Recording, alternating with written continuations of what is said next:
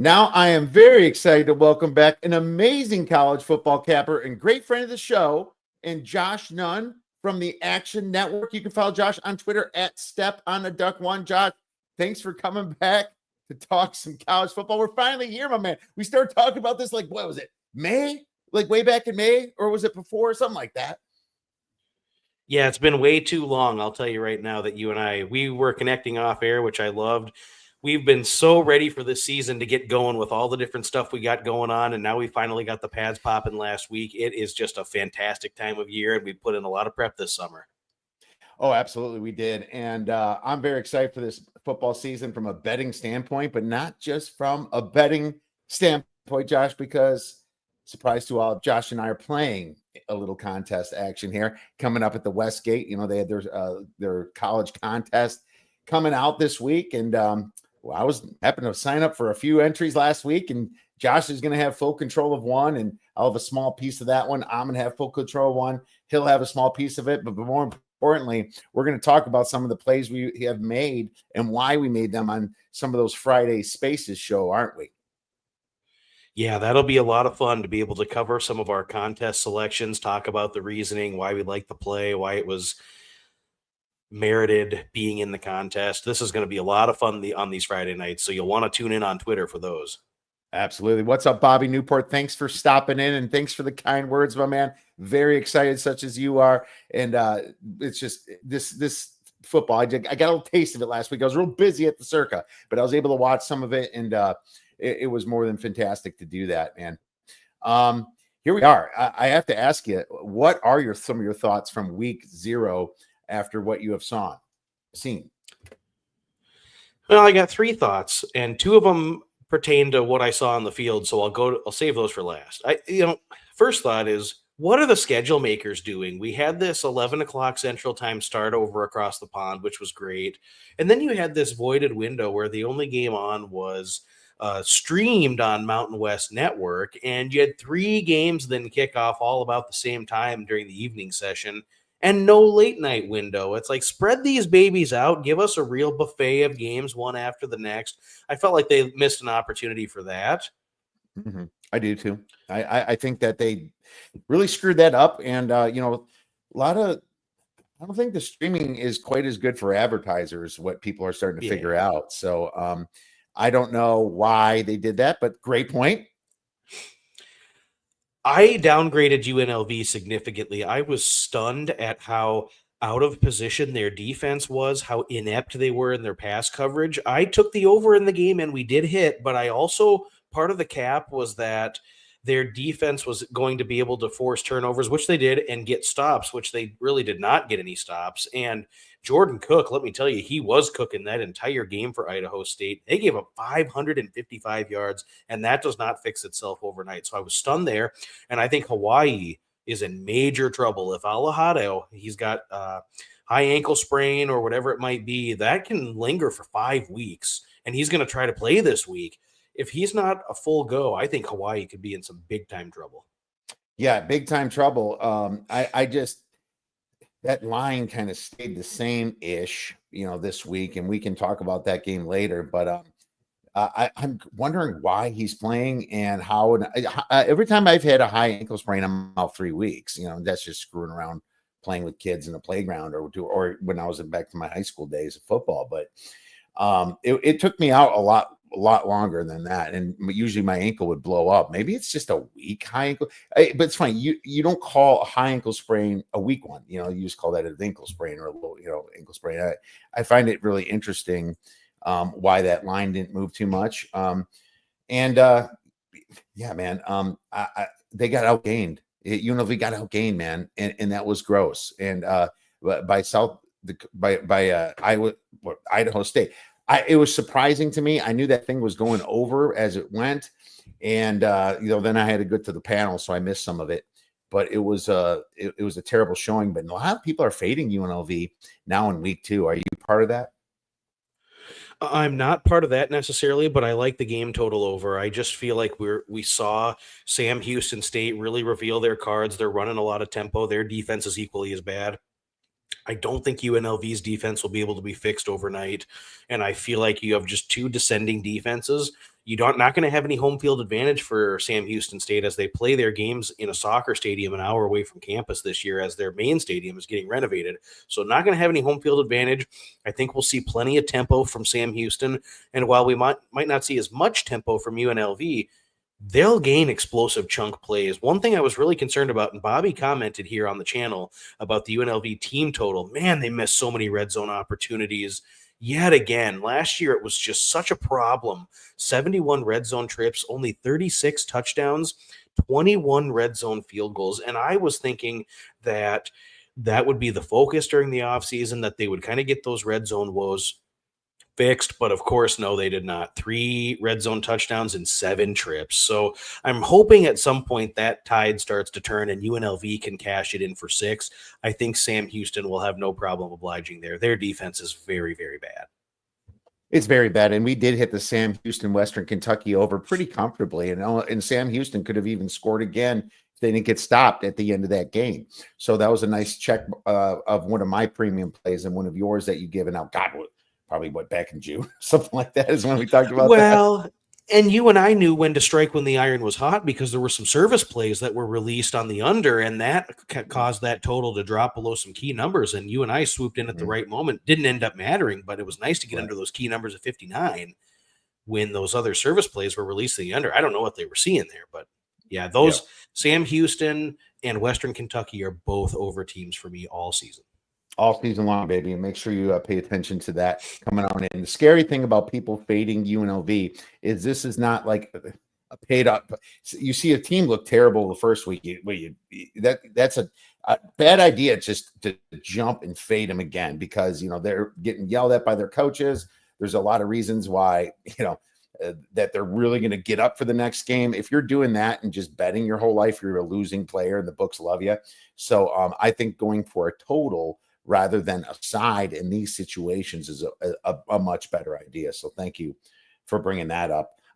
Pretty impressed. And I think too, people, it's helpful for people to realize that teams can improve week to week, and they can improve from the very first game of the season all the way to the end. People can you can see teams get better and understand mistakes and learn from it and be in better position with sound coaching. So we'll see some of that from UNLV. Absolutely. And Kansas looked pretty poised. They're coming in. I don't know what to think about Fresno State. I knew that Warner was not going to be a good quarterback from what I saw. So at least not in the beginning. Maybe he gets better throughout the season. I know you're a little bit high on Fresno as they came in, but money came in on Kansas and it took it all the way to 14. And I was at the Circa. I wanted to bet it, but I decided not to take it at 14, and it was the right side.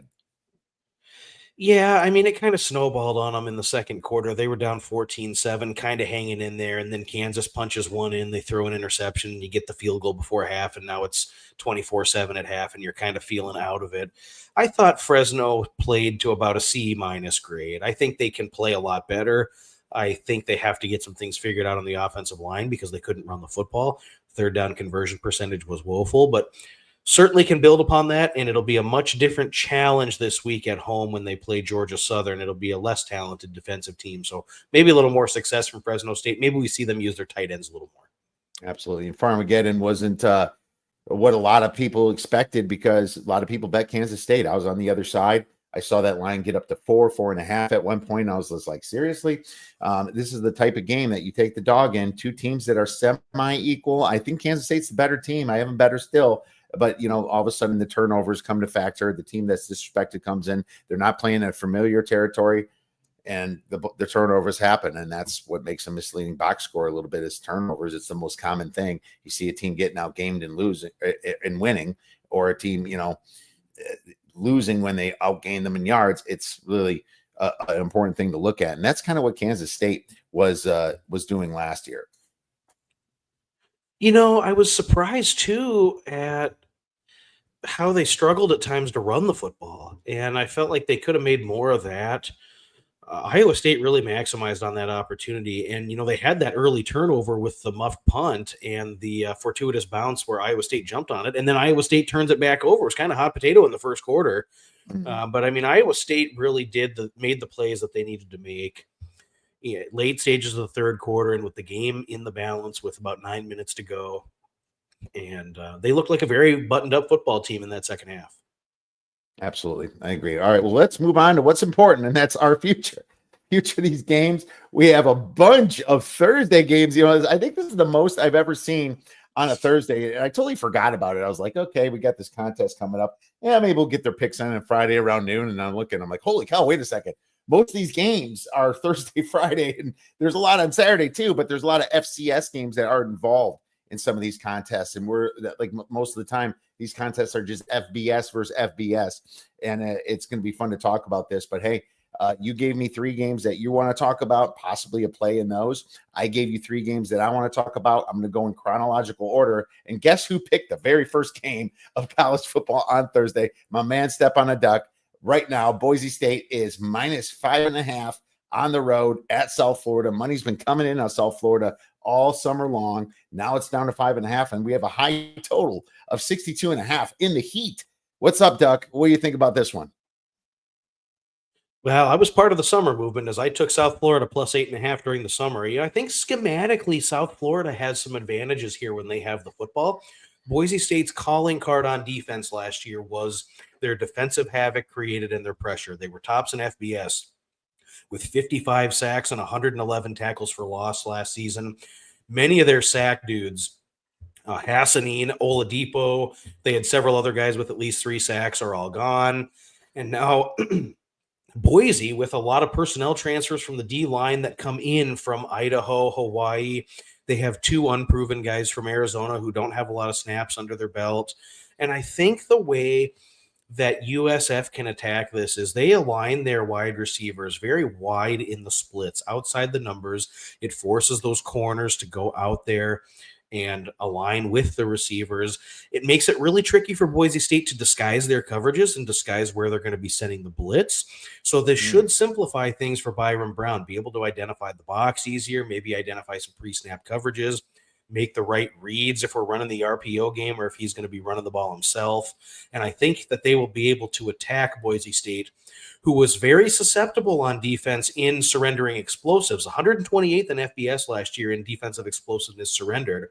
And South Florida should be able to take advantage as they are a big play offense. I could definitely see them having some significant success. We look defensively at the Bulls, and they actually did a decent job last season against the run at times. We might see less pop in the run game from Boise State now that Ashton Genty is no longer there. I think Sire Gaines is a solid number 2. But we're going to see more put on the shoulders of Maddox Madsen. And I just don't know necessarily if that's a good thing. Everyone will look at the 3,000 yards and 23 touchdowns that he put up, but there was also 7 big-time throws to 13 turnover-worthy plays. And I just feel like when you get into these, when you're playing situational football, 3rd down, you got to have it. 3rd and 7, we're in the red zone. They were so used to just flipping the ball to number 2 and letting him go. And now the receivers have to step up. More pressure gets put on Maddox Madsen. You're in the Florida heat. Guys are sweating. They're thirsty. It's just, how's this going to go this first game out of the chute? I just don't know that they'll be humming on all cylinders. I still think Boise State could be a really solid group of 5 team and still possibly be the G5 representation in the playoff with a loss. But man, this is absolute desperation mode here for South Florida with who they have coming down the pipe. They have got to ratchet the urgency up. Yeah, absolutely, man. South Florida has to step it up here. And last year I do look at their defense. They were 56th in defensive EPA. I mean, that's actually above average, and you're talking about 70 Power 5 schools, right, or Power 4 schools. So it makes a little bit of sense there. Looks like Bobby set up a couple 6s just popped up, so that's cool. Yeah, I mean, I was a little late to the party here too. And right now, it's just not a power ratings play for me. I'm going to be very interested in seeing it. But Duck, I will ask you: is this going to be a contest play on your side? I don't know. It depends. We haven't seen those contest lines yet, and I'm sure they're dynamic and we'll get no stale lines. So if we get 6.5 or better, then probably so. At 5 or 5.5, I might have to consider what else is out there. Yes, absolutely. You got to always consider that. And Bobby bringing up how bad Boise did without Genty last year, but you have to remember that Boise got a great transfer and a running back this year, and I'm not worried about that so much with some of their players. And Sire Gaines is going to be fantastic. I know he's probably going to take over completely the starting role. Malik Sherrod is there as well, but I think Sire Gaines, he's going to be also a fantastic player as well. I think it was Sherrod that actually transferred, so I might have said that wrong. Let's look at the next game then. I think, well, we have another Thursday game, right? We have Buffalo versus Minnesota. And this was another one that Duck and I talked about earlier this season, but I see the spread is now back to 17.5 points. Some money did come on in Minnesota with a total of 43.5. Ducky, would you like to take this first? Yeah, so we jumped in at some 18.5 earlier in the summer. It got down as low as 14.5. That line has come back up after some large service play releases on Minnesota. I doubled back for some more 18.5. If we're at least 17 or more in the contest, this will absolutely be a play. We've got a kind of a system trend here where you've got a big underdog of at least 7 points and a low total. And those underdogs over the course of time have performed at about 57% over 20 years and 700 plays of data. So when those totals are lower than 45 or 46 and you have that dog of 7 to 17, 7 to 18, you generally see that dog performs pretty well in these situations. But for me, Buffalo's a year ahead of schedule with Pete Lembo in the rebuild. They have some major talent returning on defense. This is going to be a very, very astute defense by MAC standards, and they'll hang in there against Minnesota. Red Murdoch comes back. He was the number 2 tackler in FBS last season. We've got 2 major sack dudes coming back on the edge for Buffalo with Kobe Stewart and Deion Crawford. One thing that we see from a scheduling standpoint with MAC teams is oftentimes they'll have to fold their tent early in these games because they just get beat up so badly in non-conference play. They almost always play 3 Power 4 foes, oftentimes 2 or 3 Big Ten teams. But this is the only one this year for Buffalo. They're not going to get beat up in the non-conference here. So I think they go in there, they take a swing. Minnesota has lost their defensive coordinator and several position coaches on defense, so you're going to have some new voices there. A new system with this new Havoc-style defense could just take a little bit of time here to get everything humming. I think Buffalo will have a little more punch in the passing game this year, as last year McMillan was hurt, and that allowed Victor Snow to emerge. Now they're both back, and we get Trey Roberson, who comes in at quarterback. So I think Buffalo is going to be sneaky dangerous this season. They're my pick to win the Mid-American Conference, and I think they go in there and give Minnesota everything they can handle. And Trey Roberson is experienced. He played at UConn for a full season, threw for over 2,000 yards. Then he transferred to Penn State, didn't get an opportunity. And then he went to K-State, which didn't get an opportunity because there just wasn't injuries. Now he kind of comes in as a senior and knows what he's doing here. While, Minnesota, they're sitting on a redshirt freshman quarterback and Drake Lindsay. I think that's a tell. Row the boat. He is not the kind of guy that will care about running up the score. He just wants to run the ball and get the game over with, right? I mean, this could be a 17-point game. This could be a 14-point game. This could be a game where Buffalo's actually in it because Buffalo's got the best defense returning from the MAC. And you have to remember, they finished winning 4 or 5, something like that, games in a row. They've been waiting for this. This is their Super Bowl here to go into Minnesota and beat them. I really liked 17.5. And this is also going to be a contest play for me, Duck. So I am extremely excited on jumping on the back here. And, Minnesota, that's not the kind of team you want to lay 17.5 points with. They are not a power, top 10 team. They are just happy to win this game. And there's a few other ones that we'll get to when we get to hodgepodge here. Bobby played it at plus 18.5 on Sunday night. Way to go, Bobby. Way to get that line moved back. I didn't think that thing was coming back, but here we are. These releases against these, I don't know who's running these things, but they've been wrong so far in these conglomerates and when it comes to week 0. Let's move on to the next game. This is the game I picked, Wyoming versus Akron. And Akron is sitting there at plus 6.5 with a total of 48.5. This one stuck out to me a little bit, Duck, and it was a later play for me, but I just don't understand why the hell Wyoming is going on the road to any FBS team and laying points like this. This Wyoming team was terrible last year. They won 2 or 3 games. I know this is a hold your nose type play, but man, I would say at least Akron's returning some of their good players. A lot of them, they're both returning quarterbacks, but coaching advantage here is Jay Sawville really going to have a coaching advantage over Joe Moorhead? No. They're coming from the West here.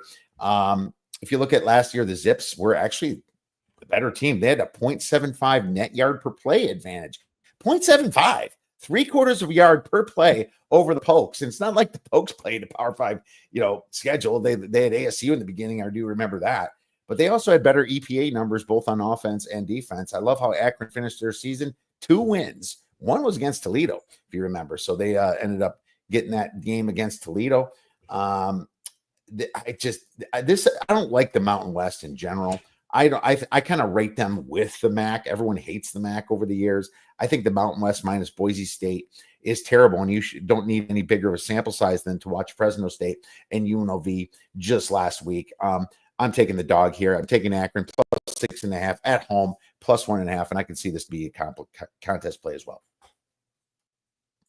Yeah, what I hope then is that Akron can get out ahead, because last year Akron was able to rely so intently on their defensive front seven, Antavius Fish, CJ Nunnally, players like that were really, really solid, plugging holes against the run, able to provide some pass coverage. And you've got some of the talent defensively for Akron that steps down. So I hope they can get a lead early and kind of hang on to it. And, they're at home. This is one that they have to be thinking they have to win. There's no bowl game for Akron this year, so maybe every game's their Super Bowl this year. Absolutely. And when there's no bowl game, it's not like these kids care about the bowls right now. They care about their first game. They care about transferring to Ohio State or something. You want to get in there and show them what they got. Bowl game, schmo game, it doesn't matter. They're going to come out at home and try to protect their home field. So Auburn versus Baylor is the next one I picked. And it's just kind of fallen into place for me, my friend. Baylor's plus 2.5. The total on this is 57.5. Auburn had some really good numbers last year, and that's why you're seeing them as a road chalk against one of the top teams in the Big 12. And here's the thing, Josh, I didn't bet this now yet. I'm waiting to bet this because this is going to go to 3. I think more SEC money comes in. Everyone rants and raves about how the SEC gets the talent, but they also forget about the state of Texas, because Baylor's right in the state of Texas. And there's like a lot of mid dudes that grow later. They grow their freshman year of college. They grow their sophomore year of college. I didn't stop growing in my sophomore year of college. And they just become better and better. Maybe they were 2 or 3 stars back then, but Baylor doesn't recruit that bad at all with Dave Aranda down there. They return a ton of guys. Number 9 in returning production. It's huge, especially when it comes to quarterback Sawyer Robertson that's back. I like him. He was 5th in QBR last year. I looked at the QBR numbers. I'm like, really? Sawyer Robertson, 5th in QBR? That's a pretty interesting stat right there. I thought they were the best team in the Big 12 last year. Jake Spavital, man. I thought he would get hired somewhere. And dude, the fact that he's returning to this Baylor team is massive. They had so many close losses. I should say, when it was that Hail Mary pass against Colorado, they should have won that game. Auburn returns a lot as well, ranking 21st in return in production. But whenever they stepped up against a ranked team last year, they got smoked. Jackson Arnold comes in from the portal to replace Peyton Thorne. And I don't think Arnold was all that good in Oklahoma. I know he had some wide receiver bad luck in Oklahoma, but Jackson Arnold, he doesn't do it for me. I'm going to wait for a 3 to pop, and I'll be all over it. Baylor plus 3. And, if 3 doesn't pop, I'll tweet out that I will take the 2.5. But I think a 3, possibly even a 3.5 will pop. I was stunned at how short up Baylor's offense looks. These guys are going to be humming in the second year in the Jake Spavital system. They look ready to go. The offense totally took flight after Sawyer Robertson was given the command of the offense after Daquan Finn went down with injury. We've got the running backs that are looking like they're about 3 or 4 deep. Now, they did have a guy that got hurt in fall camp and is going to miss the season, but I really think it's next man up after Pendergrass got hurt. The receivers, my goodness, you've got Josh Cameron and Ashton Hawkins that come back. Cole Wilson's a great ad from Texas State. Kobe Prentice comes in from Alabama. You've got Lewis Brown IV from Colorado State. These guys are just absolutely loaded at the position. The offensive line looks shored up and ready to go. They got a guy to transfer in at left tackle, which was really their hole. I think Baylor is going to be an offensive output of 40 points a game.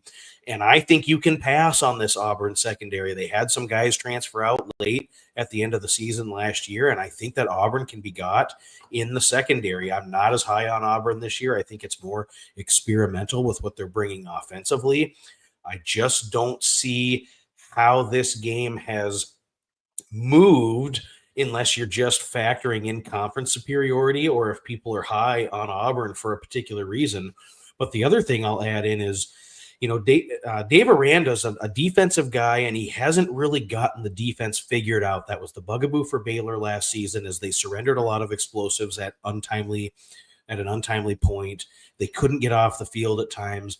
But Baylor now has some major transfer dudes that came via the portal. Phoenix Jackson is a tremendous linebacker. Marion Winston is wonderful. They got a couple guys on the D line from Tulane that are going to wreak havoc on this league. So I think Baylor looks really short up here. I think this is a fantastic Friday night play. Yeah, and there's a system to it too. Bobby's like wants to wait till it gets to 3. Yeah, and I don't disagree. You should wait. But this like he says, Kobe Prentice is a great guy too coming on in. And I just think that there's a really good shot that this system play, being the home dog here, and I can't remember. I think it's I'm not sure if it's ranked teams or not. I'm not sure if they're ranked. I'd have to relook at that. But it's usually a winner. And when it comes to the home dog here in this situation, I think it may be across the United States type travel or a certain distance travel. I can't remember what it was. Well, and I fully expect Baylor to be locked in early because they don't have time to just ease into their slate. After this one, they go on the road to SMU, and then they host Arizona State in week 4. It's like you cannot be 1-3 getting into the meat and potatoes of your schedule. It's got to be heightened awareness, sharp, crisp from the jump. If I'm Baylor, that's how I'm approaching it. Is the season starts now on snap 1. We got to be ready to go. Yeah, absolutely. I agree. And I think that they're going to start off hot right now. And I love the play. Let's move on to the next one then. And I think we go back to Josh because he's got an interesting look on New Mexico versus Michigan. And I wrote down Michigan minus 34.5, right under that key number of 35. Well, college blowout key number, total of 49 points. It's pretty high for a Michigan game, but there's reason for it. Again, this is a play I made earlier in the summer. Then we saw some steam up to 37 and a half. We've got some service play movement back down the other way. So I went back for more 34 and a half. I think that people are scared to lay points with Michigan, but there's a couple of things that I like. I like that they just announced that Bryce Underwood was going to be the starter. He doesn't have a lot of experience, and so I could see him playing deep into the game to get some valuable reps because of who they have on deck. We've got significant talent for Michigan at the running back and receiver position. And my goodness, just go look at the tight end room for Michigan. Those guys go 4 deep, 6'5" or 6'6", 250 athletic tight ends. They can help support the run blocking, and they can go out and pass receive. How in the world is New Mexico covering that? It's just such a safety valve for the young QB to be able to have that in his arsenal. Then the question for Michigan is along the offensive line. That's not going to rear its ugly head here. New Mexico defensively was one of the worst in the last 10 years at FBS. 50% surrendered on third down, 11 total sacks secured, 45 scores and 48 red zone possessions, and they allowed 65% completions with 30 touchdown passes against for the entirety of the season. And when they played up in competition, Wazoo, Auburn, Arizona, they allowed over 7 yards per carry against those teams on the ground. I can tell you right now one other thing too. So everything we saw about New Mexico offensively with the exquisite play of Devon Dampier, well, he plays for Utah now. They only gave up 5 sacks on the offensive line, but if it was anyone else back there at quarterback, it would have been 45 sacks. And that's what it's going to be this year. I believe firmly that New Mexico is going to struggle to score, and they're going to struggle to even achieve 10 first downs. It's not going to go well for the Lobos here. They're not going to be able to sustain drives. It'll be quick 3 and outs. The punting game is going to be bad for them. Short fields for Michigan, a bunch of scores. I think they put up 49 minimum. Let's remember that Michigan might go a bit faster too, which is even better, especially when they have a great defense. They were one of the slowest last year, 31.3 seconds in between snaps. But with Chip Lindsey, coming in here, I expect a lot more speed, which gives you time to cover spreads like this. And New Mexico ain't slowing anything down. They're going to play their game, and then it's just going to get really ugly and spin out of control. Is Michigan a top 10 team? Probably not. But if you look at the numbers, top 10 teams on a spread of, I believe, 36 or more for week one are smoking it. And it's like a 15-1 clip that they are hitting that. I think finally Ohio State only won by like a 48-point spread. They won by 46 last year and bit that trend. But this is a great trend to look at. And then so we look at the teams like Penn State, who's a 44-point favorite, and a few other ones. And I count Michigan as kind of something in this demeanor. So I'm not with you on this yet. But now that I saw it drop, Josh, I could see that. I could see it like that. It looks like 45-7. That's a fair. That's also over. 45-7 would go over, and that's why I'm scared to bet the under in this game. I was actually looking more over because I think Michigan could score 50 points by themselves simply in this game, and I have 100% agreement with you. So not a lot of disagreement yet. We'll see if we can get to anything we disagree on. Our final play looks like we picked all plays for you guys, so that's great. Mississippi State versus Southern Miss. Southern Miss plus 13.5 total, 61.5. Another situation where it goes down throughout the summer and goes back up. I think we're just picking all those, Josh. I don't know how, but a service did release Mississippi State, and just because they're based on their power ratings a lot, which I don't really agree with. I think that people just do not know how much to move their power ratings. And I'll tell you this, when the Bulldogs scheduled the Golden Eagles, Josh, I bet you they didn't know that Charlie Huff was going to be coaching over there. And I also bet they didn't know that they'd be coming from a championship game, bringing in 18 transfers from Marshall. It's a championship team. Yeah, they were a little fraudulent last year. They won a lot of one-score games, but they still won them, and they scored the points when they needed. I mean, if you're capping this game using stats from the Golden Eagles last year, you're completely doing it wrong. You got to look at what Marshall did. Now, don't get me wrong. I know Mississippi State was embarrassed last year, and they're going to want a better showing too, but they're going to the Golden Eagles. They're going to Southern Miss. You look at the spread, you think, oh my God, they're playing in Mississippi State, but it's quite the opposite here. So flip that thing by 6 points, right? Blake Shapen, he wasn't great before he got hurt, in that fourth game. They lost to Toledo, I mean, it's not like he was lighting it up. I was shocked that when I first looked at this, thinking this game was in Starkville, it's like, seriously? I took Southern Miss, and the number I did get was 13.5, and it's right back there. So I might actually have to press that a little bit, Doug. Will be a fascinating one for me. It's one I haven't made a personal play on, but the talent infusion for Southern Miss is staggering. They were certainly penalized on the conference futures and the regular season wins based on the helmet sticker and not the personnel. I think they'll be really vastly improved here.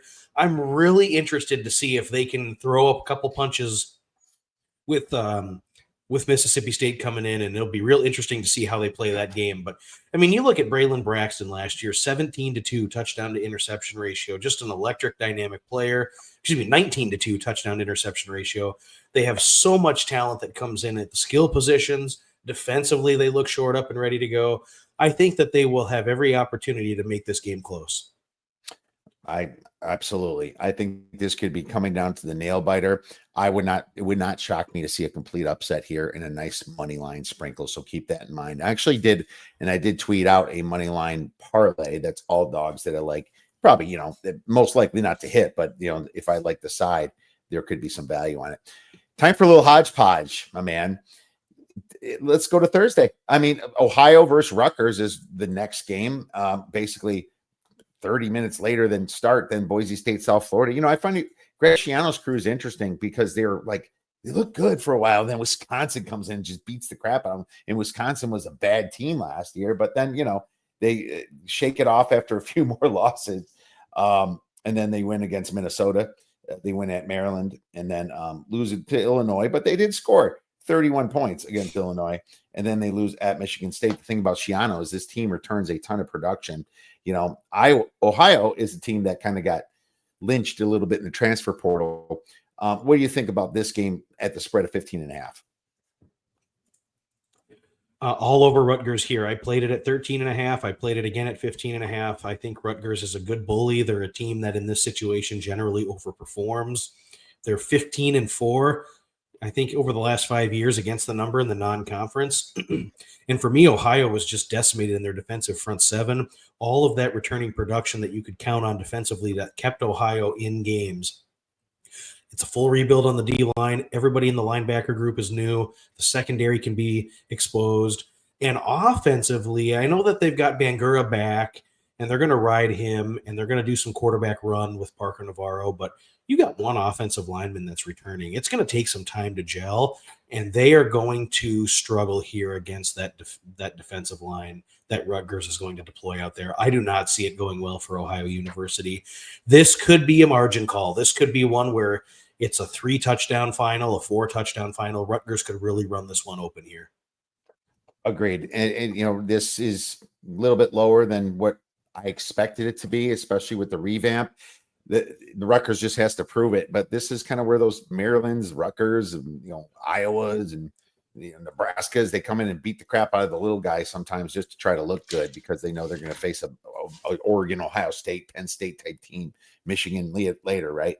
So one other thing I like too about Rutgers is they had some infusion of talent in the portal at the receiver position. DT Sheffield comes in from North Texas, and they had a late add in the summer. Dane Partridge, who was an explosive receiver at Northern Illinois, he's there now as well. So you look at Callie McManus, can he take that next step as a passer? He's going to have plenty of weapons to throw the ball to, which is going to be an added punch that Rutgers has not had.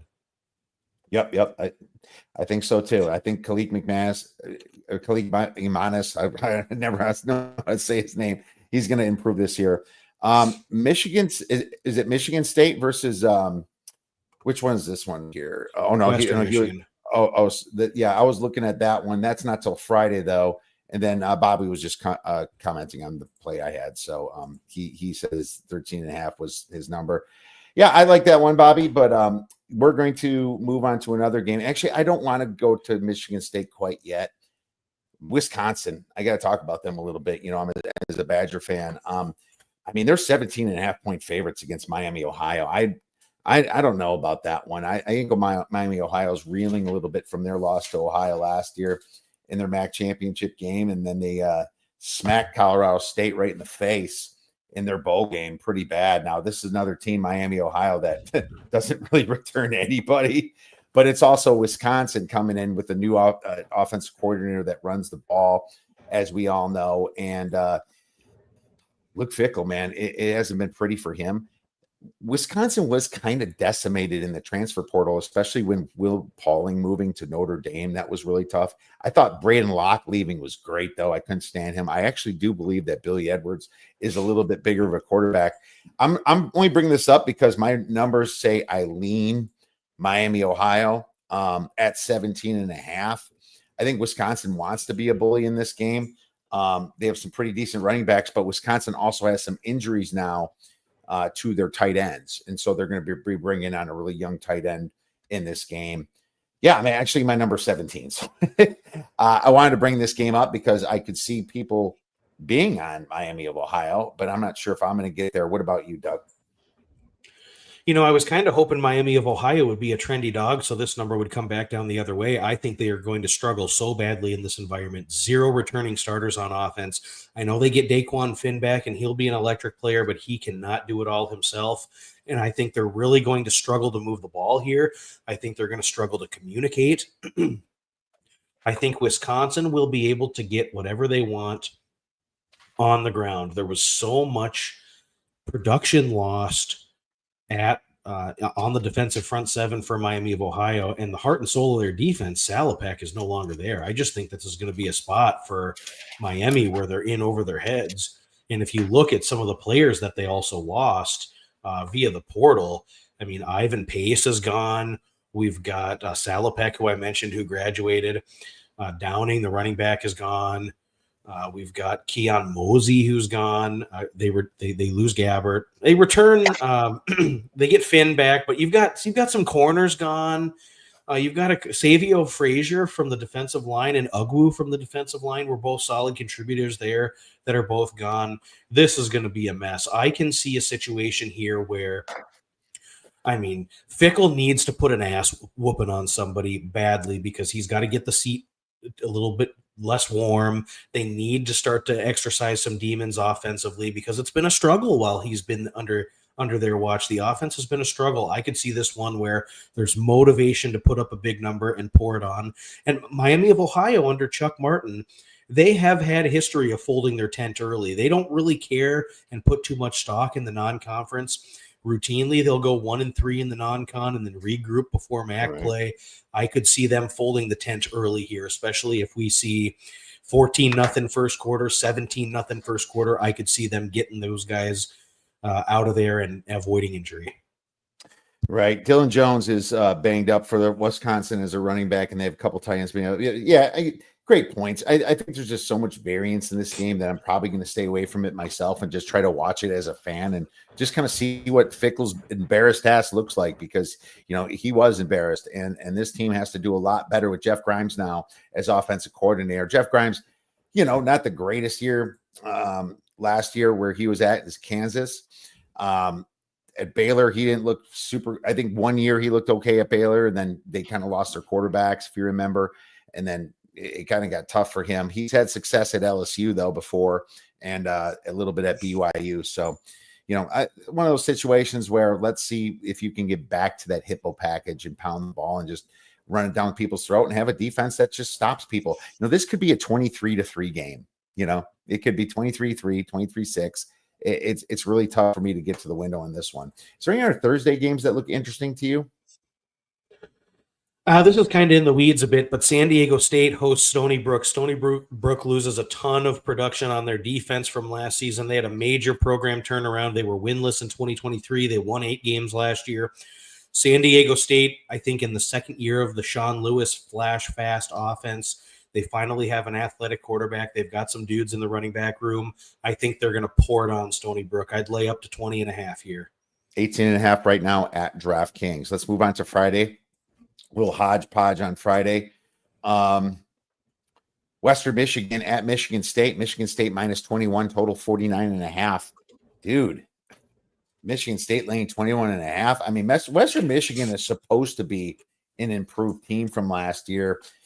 Michigan State, they've got recruits in the past, but man, I have a tough time trusting them. They're really under the radar this year. Wouldn't you kind of say that Michigan State's probably talked about the least that they've ever been talked about coming into the season here? Obviously, Jonathan Smith has been a great coach when he was at Oregon now. They do have a couple transfers coming in. Aiden Childs is going to be their quarterback. Is Western Michigan going to drop this by 21? Western Michigan last year, they just kind of got exposed for what they really were late in the season. They really struggled defensively against Bowling Green, Northern Illinois. And once the weather turned, the offense really wasn't as potent. I think what really sticks out for everybody was that Western Michigan game where it was 7-7 at the half with Wisconsin. And they were in they were in Camp Randall giving them a game. And they were kind of underwhelming outside of that for the totality of the season. They beat up on Ball State and Akron and Bethune-Cookman, but I wasn't super impressed. I love the coach. I think Lance Taylor is a good coach, but I don't know how Western Michigan's going to be this year with what they lost specifically defensively, and they lose both their stud running backs. I think that it just might be a little bit of a struggle. Who's going to emerge at quarterback? Who's going to grab the reins here? If anything happens with Jalen Buckley and if he goes down with injury, you're looking at 3 other guys that have never taken a snap. So it could go sideways early. With that said, how many times have we seen Michigan State football just completely content winning a game 28-10? Yeah, right. It happens all the time. My number's 19.5, and I could see a backdoor to mess me up in this one. I'm staying away from it. It's funny. You got Georgia Tech over Colorado on Friday. Georgia Tech's all the way up to 4.5. We could have had them as dogs if we took them in the beginning. I don't know if you're part of that money. It was like +1 though. I was talking to Brad Powers about it, and he was part of that movement there. And it's interesting. It's going to be on the same time that Baylor and Auburn kicks. And I am high on Georgia Tech from a season win total, but it's just not a betting spot for me taking road chalk across the country. Even though Colorado is supposed to suck, Deion's been distracted with his own son. And I really like Georgia Tech, but it's just not the kind of bet that I make, man. It's not really the kind of bet that I make, although I indirectly made this kind of bet when I took Colorado's win total under. There's a lot of turbulence, a lot of distraction. Both of Deion's sons are no longer there. We've had his health issues in the off season.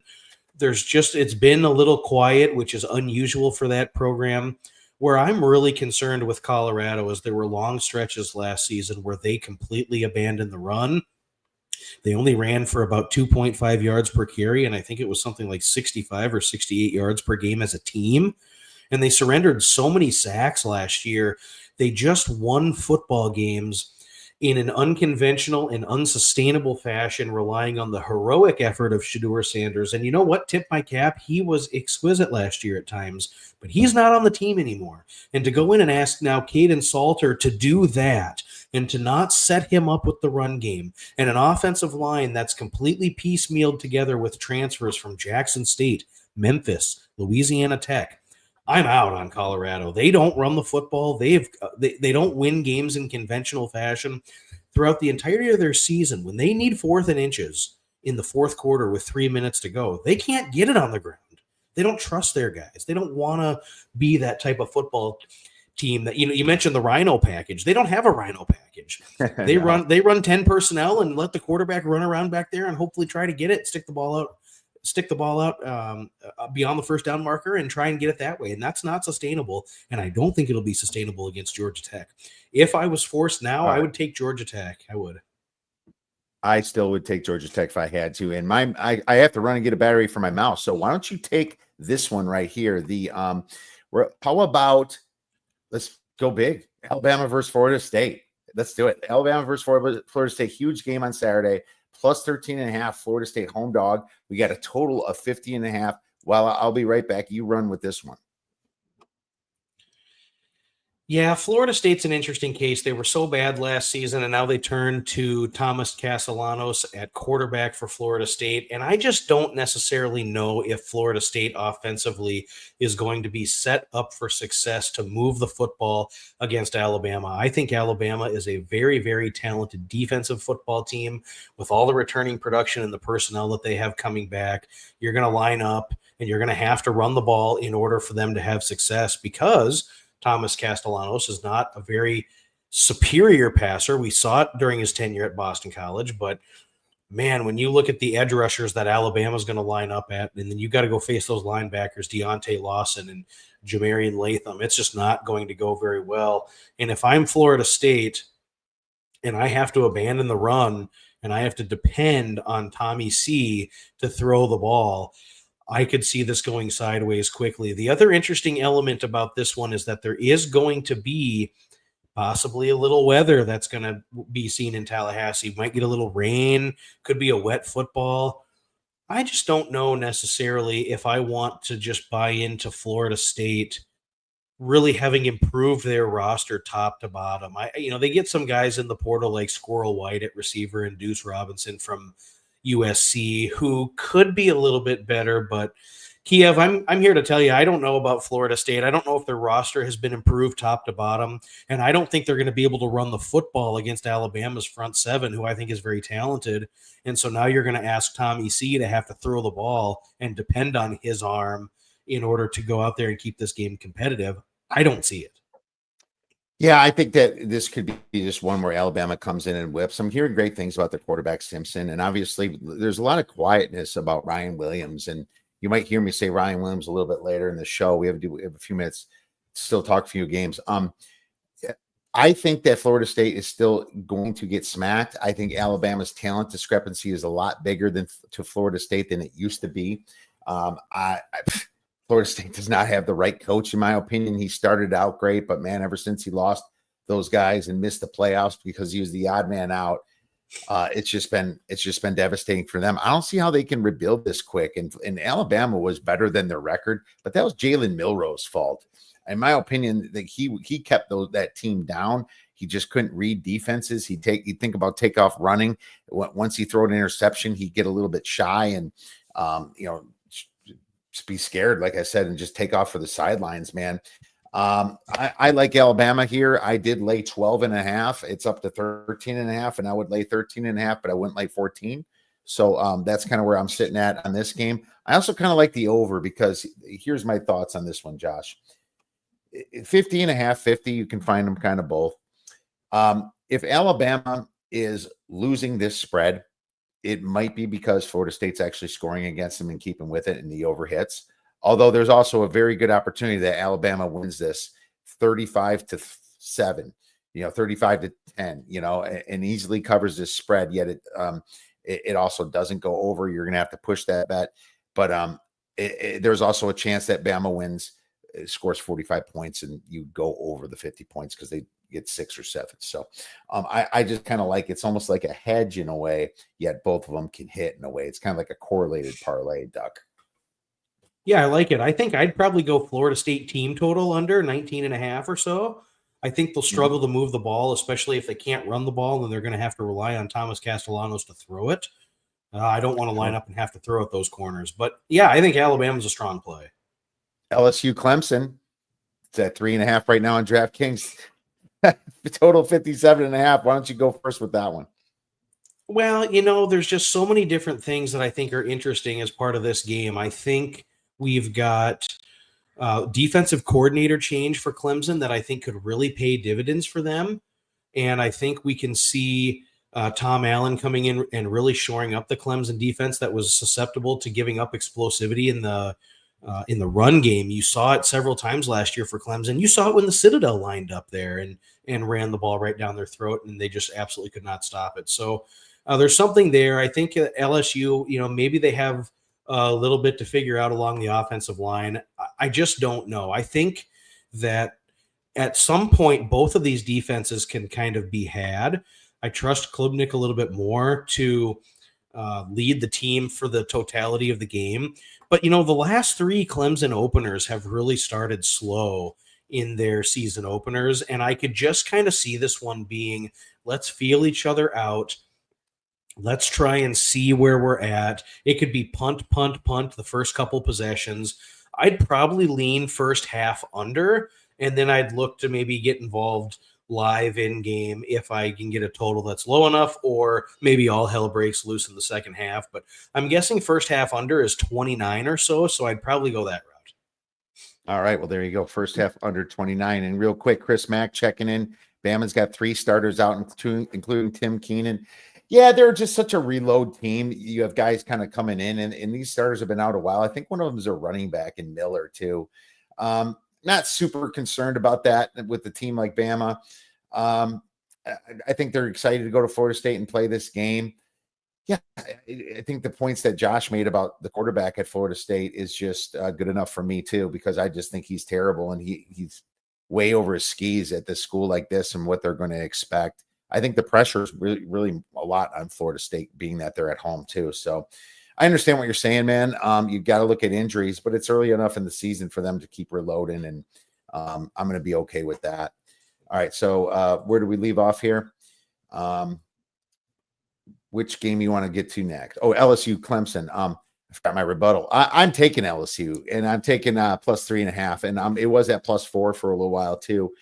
In my opinion, I have to see Clemson just beat an SEC team, because last year they went 0-3 against an SEC team. This is a very in-tune LSU, and I'm not in love with Brian Kelly.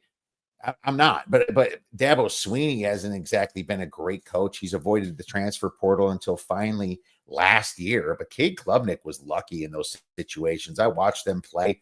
I watched them get their butts kicked in the playoffs. I watched how fortunate they were against SMU to get up by those 3 scores with just stupidity happening and flags.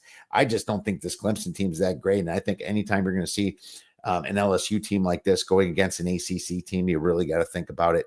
An SEC team at plus 3.5, that's, top 10 fringe LSU coming in.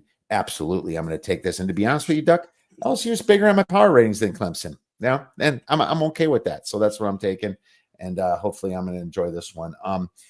It looks like Bobby leans Clemson here. That's okay. He did take the Bama minus 13.5 today. So good job, Bobby. I'm liking that one here.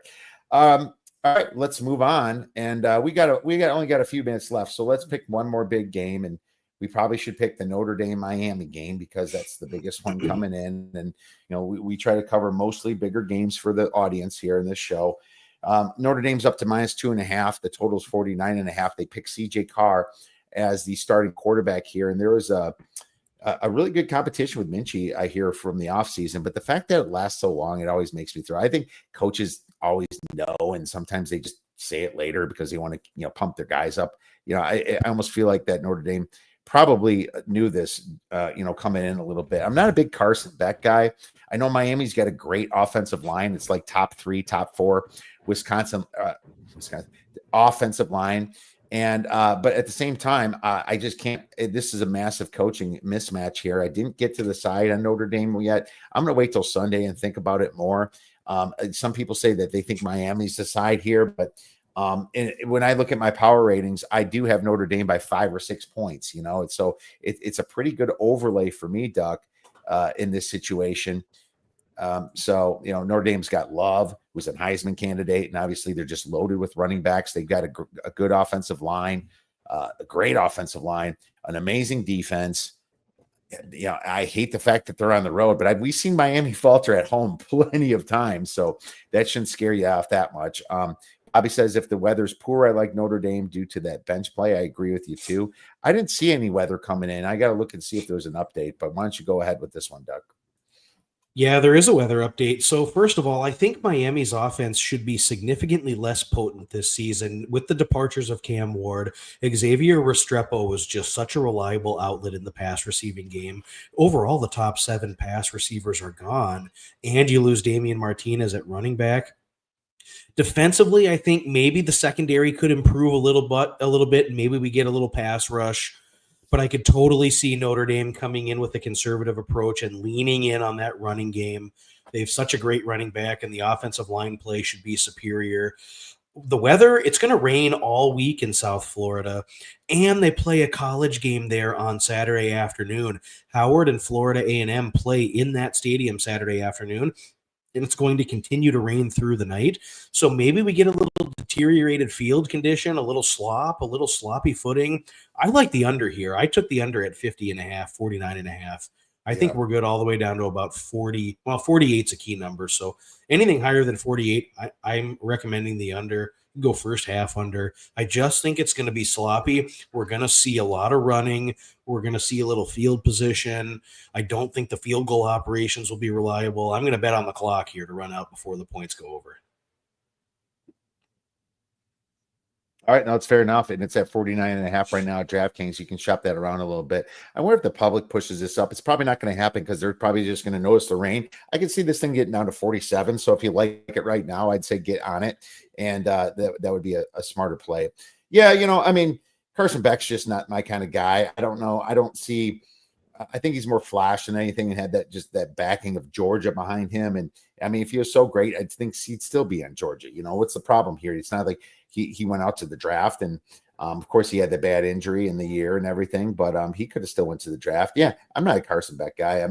Notre Dame's going to run football, run. The question is, can Miami's defense stop the run? I don't know. I don't think so. They sure as hell didn't do it last year. Why? What do you think of this? Cristobal announced he was going to be coaching from the press box rather than being out there with his team on the field. What sort of message does that send? Freaking awful. That almost makes you worried that the Notre Dame's going to get the over. Miami team total under, that's also another look that you can see. You can figure that one out pretty quick here. It would be more like Miami 23.5 points, something like that. Maybe 22. I have to look at it.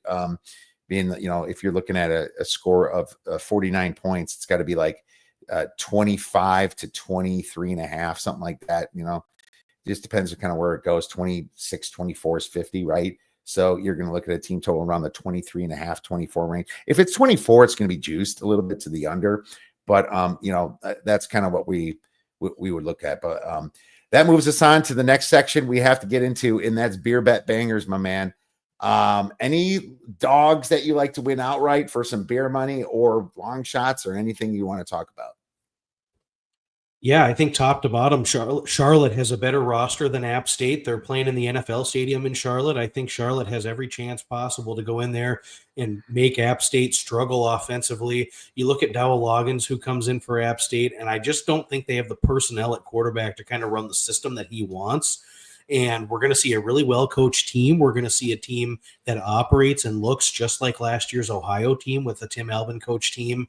And that entire linebacker room at Ohio came over. So I think they'll be a little bit more improved defensively.